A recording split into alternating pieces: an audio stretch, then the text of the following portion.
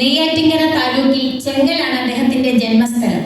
Cherthala NSS കോളേജിലും വിവിധ സർക്കാർ കലാലയങ്ങളിലും ജോലി ചെയ്ത അദ്ദേഹം 2005 ജോലിയിൽ നിന്ന് വിരമിച്ചു.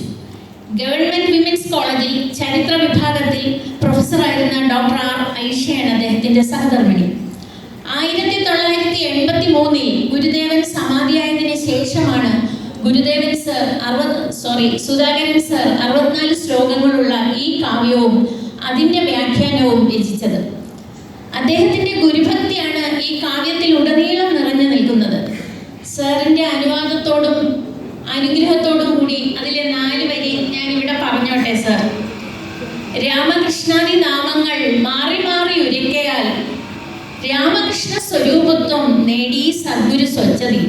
നിരന്തരം നാമങ്ങൾ ഉരുവിട്ട് നാമിയായി പരിണമിച്ച അപൂർണതയാണ് ഗുരുദേവനിൽ കാണാൻ കഴിയുക എന്നാണ് സർ പറയുന്നത്. ഈ പുസ്തകത്തിന്റെ പ്രകാശനം നിർവഹിക്കുന്നതിന് വേണ്ടി ബഹുമാനപ്പെട്ട കേരള ഭക്ഷ്യ സിവിൽ സപ്ലൈസ് മന്ത്രി ശ്രീ GR അനിലിനെ ക്ഷണിക്കുന്നു. ഈ പുസ്തകം ഏറ്റുവാങ്ങുന്നത് സ്വാമി അഭയാനന്ദ സരസ്വതി ആചാര്യ ചിന്മയ മിഷൻ.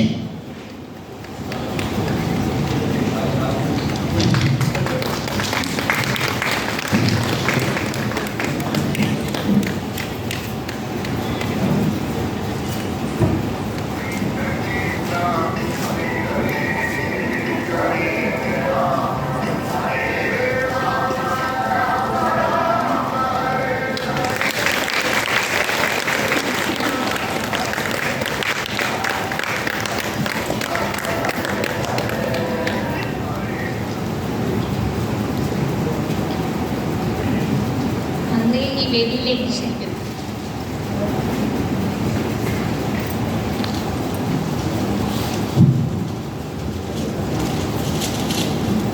യോഗാധ്യക്ഷൻ വേദാനന്ദ ആശ്രമത്തിൻ്റെ പ്രസിഡന്റ് ശ്രീ ചൂരാൽ കൃഷ്ണൻകുട്ടി, വേദിയിൽ നമുക്ക് ഏവർക്കും സ്വാഗതം പറഞ്ഞ ശ്രീ രാംകുമാർ, പുസ്തകത്തിൻ്റെ രചയിതാവും ഏറെ ബഹുമാന്യനുമായ പ്രൊഫസർ ചെങ്കൽ സുധാകരൻ സാർ, വേദിയിലുള്ള സ്വാമി അഭയാനന്ദ സരസ്വതി, ശ്രീ A. ചന്ദ്രശേഖർ, ശ്രീ ബേബി ജോൺ, ശ്രീമതി P. രാധാദേവി, വേദിയിലും സദസ്സിലുമുള്ള ബഹുമാന്യ സുഹൃത്തുക്കളെ, പ്രിയമുള്ള സഹോദരി സഹോദരന്മാരെ, സ്നേഹിതരെ, വളരെയേറെ സന്തോഷകരമായിട്ടുള്ള ഒരു സദസ്സാണിത്. വ്യക്തിപരമായി എടുത്താൽ എൻ്റെ ജ്യേഷ്ഠ സഹോദരൻ്റെ ഒരു പുസ്തകം പ്രകാശനം ചെയ്യാൻ കഴിഞ്ഞതിലുള്ള അതിയായ സന്തോഷം ഞാൻ ആദ്യം അറിയിക്കുകയാണ്. ഇവിടെ നേരത്തെ സ്വാഗത പ്രാസംഗികനും അവതാരികയും സൂചിപ്പിച്ചതുപോലെ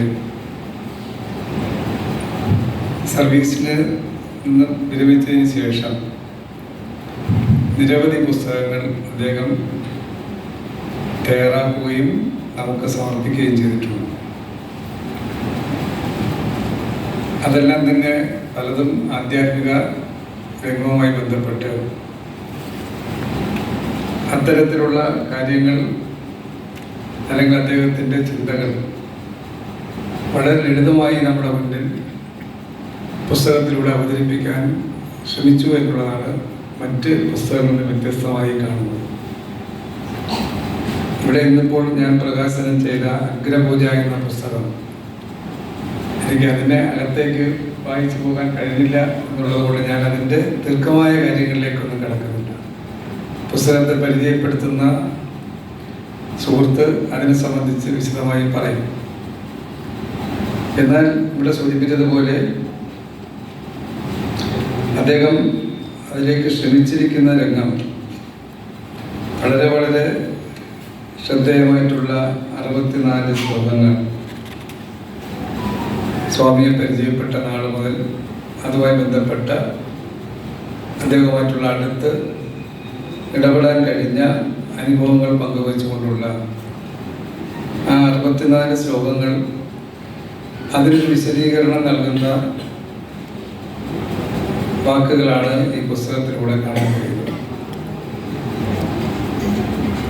സ്വാമിയെ പരിചയപ്പെട്ടതും സ്വാമിയുമായി ബന്ധപ്പെട്ട അദ്ദേഹത്തിൻ്റെ ആ കാലഘട്ടത്തെ സംബന്ധിച്ച് ചുരുങ്ങിയ വാക്കുകളിലൂടെ അവതാരിക്കുകയും അതോടൊപ്പം തന്നെ സ്വാഗത പ്രാസംഗികനും പറയുകയുണ്ടായി.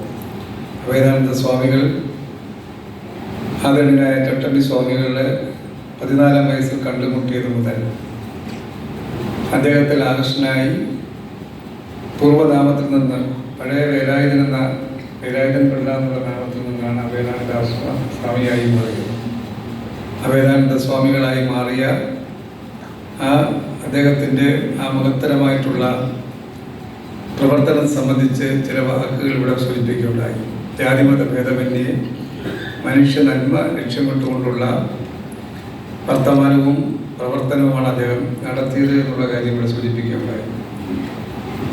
ചട്ടമ്പി സ്വാമികളുടെയും നാരായണ ഗുരുദേവൻ്റെയും വൈകുണ്ഠ സ്വാമികളടക്കമുള്ള കേരളത്തിൻ്റെ സാമൂഹ്യ പരിഷ്കർത്താക്കൾ നടത്തിയ എണ്ണമറ്റ ഇടപെടലുകളാണ് അന്ധവിശ്വാസങ്ങളിൽ നിന്നും അനാചാരങ്ങളിൽ നിന്നുമെല്ലാം നമ്മുടെ നാടിൽ നിന്ന് അറിയപ്പെടുന്ന ദൈവത്തിൻ്റെ സ്വന്തം നാടായി മാറിയത്.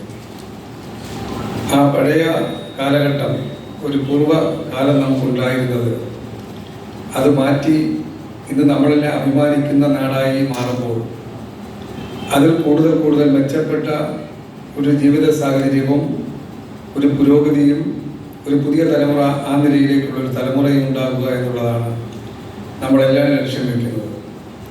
എന്നാൽ പഴയ നൂറ്റാണ്ടുകൾക്ക് പുറകിലേക്ക് കൊണ്ടുപോകാൻ ശ്രമിക്കുന്ന പല പല സംഭവങ്ങളും നമ്മുടെ നാട്ടിൽ കാണാനിടയാകുന്നുണ്ട്.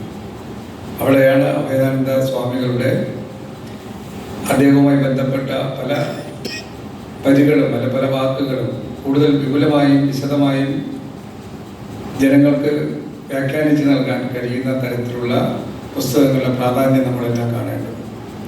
ഇതിനകത്ത് തന്നെ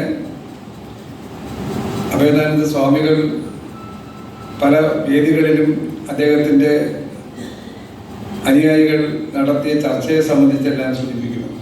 ഞാൻ ആദ്യ പേജിൽ വായിച്ചു പോയപ്പോഴാണ് അത് കാണാൻ കഴിയുന്നത്.